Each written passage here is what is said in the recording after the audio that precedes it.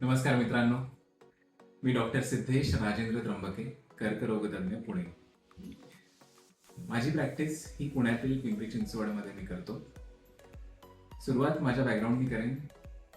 माझं MBBS हे पुण्यातील BJ मेडिकल कॉलेज येथे झालं असून पुढे जाऊन मी MD व DNB इन रेडिएशन ऑन्कॉलॉजी हे टाटा मेमोरियल हॉस्पिटल मुंबई येथून पूर्ण केलं.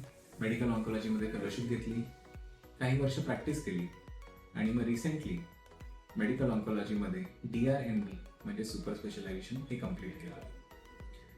आणि मागील 15 वर्षाहून जास्त अनुभवातून आणि एज्युकेशनमधून गेल्यानंतर मी माझी प्रॅक्टिस पुन्हा सुरू केली. आजपासून ह्या चॅनलवर माझ्या मार्फत आपणाला कॅन्सर बाबतीत जनजागृती ही केली जाईल. आता जनजागृतीचं काय कारण बरं? का करावी जनजागृती?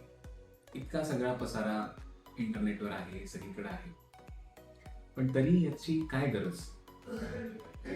आपल्याला माहिती असेल की पाश्चात्य देश जसे की अमेरिका, युरोप, इंग्लंड या सगळ्या देशांमध्ये खरं तर कॅन्सरचं प्रमाण हे आपल्या देशापेक्षा खूप जास्त आहे. पण कॅन्सरमुळे मृत्युमुखी पडणाऱ्या पेशंट्सला जर आपण पाहिलं तर त्यात भारताचा नंबर त्या देशाहून पुढे जातो. हे असं का बरं होत असेल?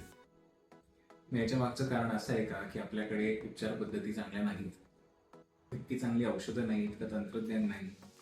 तर असं काही नाही. याचं मूळ कारण हे जनजागृतीचा अभाव असं आहे.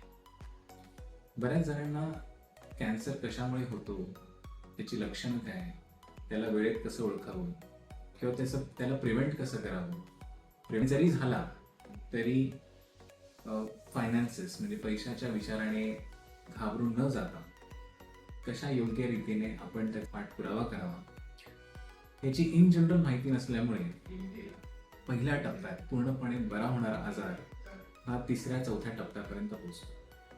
आणि असे पेशंट्स आमच्या क्लिनिकमध्ये आल्यानंतर त्यांच्यासाठी फार काही करण्यासारखं राहत नाही.